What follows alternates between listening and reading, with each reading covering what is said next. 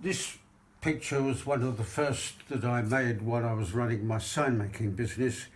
I had never taken myself seriously as an artist before, and it's because I'm interested in legend. I like the idea that Dionysus was represented on a shield. No, the Medusa, not Dionysus, because I can't remember the history of the myth, but the Medusa is reflected in. Oh yes, that's right. Whoever it was tried to kill the Medusa. Hector probably tried to kill the Medusa, and he saw her. In order not, the myth tells you that if you see the Medusa, you're going to die. So he saw her reflected in his shield before he slew her. So that's what that's supposed to represent. I mean, her name, she was an inhabitant of Martinique, and I can't remember at all what her business had been, but she had spent her life collecting these Creole folk tales which had never been written down. So I happened to be there and meet her, and I got the job illustrating the book Contes et Proverbes Creole, and the publisher in Paris called Désormais. As far as I can see, they don't exist anymore, but I mean, I haven't really looked into that. And I mean, this is a portrait of a guy called Roger Robinel, who was one of the people in the island who were sort of responsible for cultural events and this kind of thing. And this painting, as I keep thinking that it must have been one of my Martinique pictures, but actually I did it in 1985, 3 or 4 years after this woman, who was also active culturally in Martinique. I mean, it's too long ago, I can't remember, without sitting down and doing a bit of paperwork, what exactly her responsibilities were, but that was a portrait of her. And this guy was also active in the cultural sector in Martinique, and these were pictures I did in Martinique. Oh, that was a portrait as well, but some of them were invented, you know. And this guy, that was another portrait of one of the people living in Martinique at the time, and this was another sort of imagined portrait which I did, nothing to do with a person in reality. There's a French woman who became a friend of mine who was living in Martinique, Odile Soulima. I can't remember now much about her, but there we are. Okay, right, so carry on talking about it. So I mean, a number of people I met a bloke who's obviously pretty wealthy in the Swan pub, and he had seen a photograph of that picture, so he liked it so much he wanted to buy it, and he made an arrangement to come and see me, and I waited an hour and a half and he never turned up. So I mean, nobody has ever seen that picture, you know. It's been in my private collection, and so whether it's of any value as a work of art, God knows. And next to it is a painting that I did after I returned to London from Martinique, and I used to own that sculpture. The sculpture was carved from ebony by a tribe in Africa called the Malinke in Malawi, I think. I've forgotten. But I sold it, you know, I needed the money. And I had painted it with this postcard against the vase of flowers, which is a postcard of a portrait that Albrecht Dürer did of the Christ. It's a very well-known painting. But I mean, you know, virtually nobody has ever seen any of these pictures. It says here, half obscured deliberately, how the universe began. So you've got a picture of a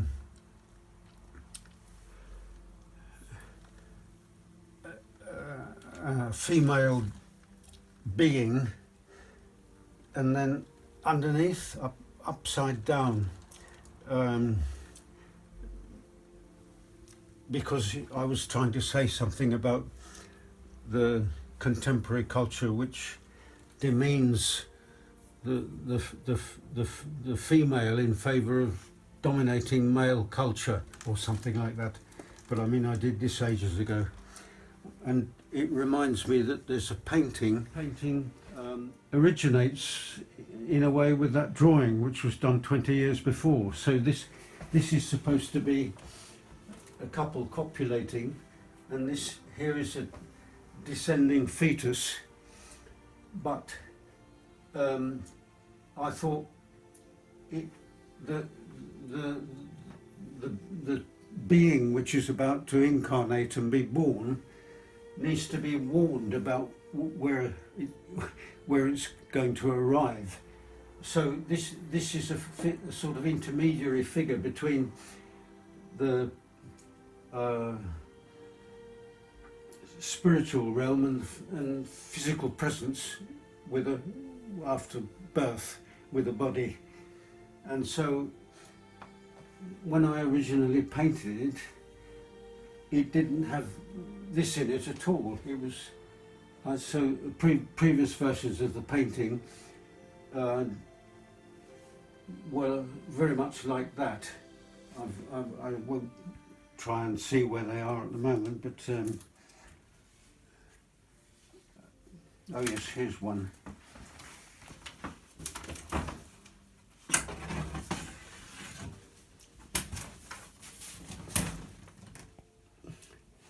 So it just shows test tubes, and it's all about the idea of incarnation.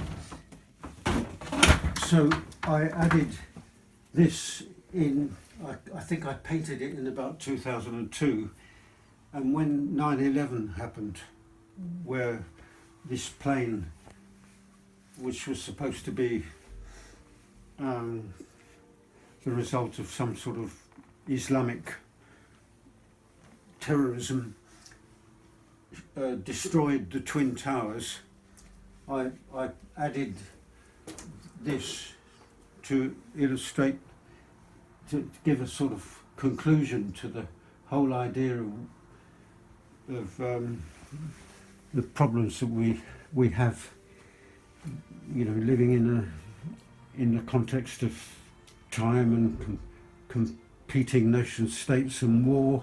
Best I did in Martinique. I did that in Martinique, but I mean, again, it's about the idea of birth, but they were not. They were invented. They weren't portraits. First painting I did, exploring the images, the idea of a couple giving birth. But so that I don't know what the date. I think I must have hidden the date when I framed it, so I don't remember when that was done. So this is my shop in London, and so up here is the actual sign that was over the shop. And my partner in the business was my ex-wife, who was French, and so we copied this method of making signs from the old shops in the old parts of Paris, where they had the inverse relief gilded letters under the glass. We copied that method, and we must have made well over 100 signs for Wetherspoon, JD Wetherspoon pubs, all with this type of glass and gilded letters underneath. So, I mean, knocking around in the flat, I've got quite a lot of examples in the back room for I can show you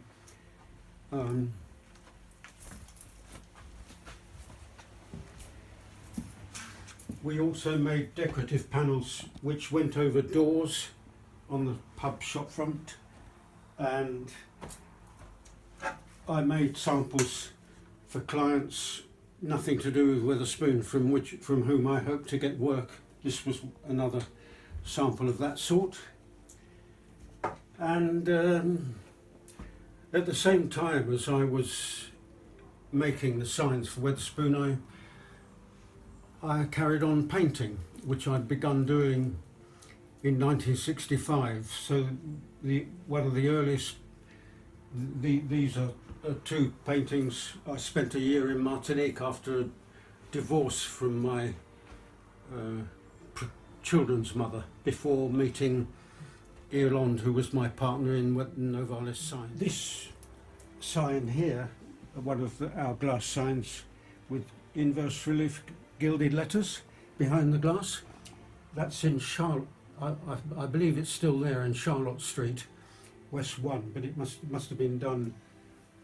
It doesn't give the date. Options promotion, so that was a double-page spread in the Options magazine, an advertisement for the company Camisa, Fratelli Camisa, and this was a drawing I did as a mural for a pub, Wetherspoon pub, and I mean, there's so much history of all this stuff behind me, I can't actually remember whether I did it in the end or not. And this was a mural. Before I started the sign making business, I was a teacher for 10 years, and I painted this on the wall of a school in Cable Street, East London. The school no longer exists. The Inner London Education Authority hasn't even got a record of the building. So I've got the address of the architect who has been responsible for the reconstructing the old school building into residential accommodation. But when I spoke to him on the phone, it's quite clear that the mural has disappeared. So, but I mean, I painted the mural with the kids. We drew all the outlines on the wall and they helped me paint the damn thing. So that's one, and that painting over there in the corner, which many people I've shown photos to. I've not painted now since I finished that picture in the other room I showed you of 11/9 and the birth and so on, and the destruction of the Twin Towers. So that was 2011, and I've concentrated on writing because I began writing while I was running the business, and I was very concerned about the issues about how human beings claim to know. And in the history of English philosophy, going back to the time of Francis Bacon was the beginning of a whole trend in English language philosophy which said that we can only claim to know something if we have the scientific evidence to prove it. So I published a book an American publisher in 2013, sorry. And the message of this book is that it explains why you cannot claim that the evidence of something we call science is truth, while all the rest, religion, transcendental knowledge, mysticism, all the rest is up there. This separation between reality down here and another reality we're waiting for was something that I couldn't stomach. So I produced this book in order to explain why there cannot be a contradiction between nitty-gritty truth down here and things we believe in about the longer term. And in order to illustrate the idea, I used a tradition in Iranian philosophy called the Illuminationists. So as far as the Illuminationists are concerned, I explain why, looking at their philosophy of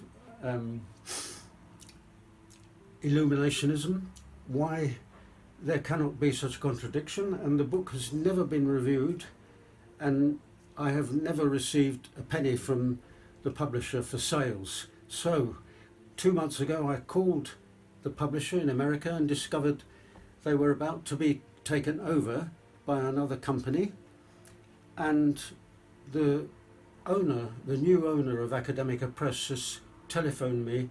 We've spoken on the phone. He's currently in the Middle East, and I'm hoping that he will see how important these issues are with regard to what one calls epistemology, the theory of knowledge. But I've got no literary reputation whatever, so I'm waiting to see when he comes back from the Middle East and we talk together what's likely to emerge. But the other thing is that I'm hoping if he thinks the book is worth his purchase of the company, I'm hoping that he will publish this book, which I wrote over a period of 20 years, Secret History of the Cold War. This is a blank verse narrative poem about events in Europe and its connection with the rest of the world, which goes back, to the beginning. It talks about French Norman invasion of England, the Danes who came in from Denmark, as a background to contemporary history, and the whole business of what we call the European Union. And I'm hoping that he will think that the narrative is something which would find a market. So this is the sort of nonsense which is going on in contemporary art. I mean, I can produce a canvas covered in dots, as well as Damien Hirst, not to mention his pile of bricks, and not to mention what's her name, the unmade bed, Tracy Emin.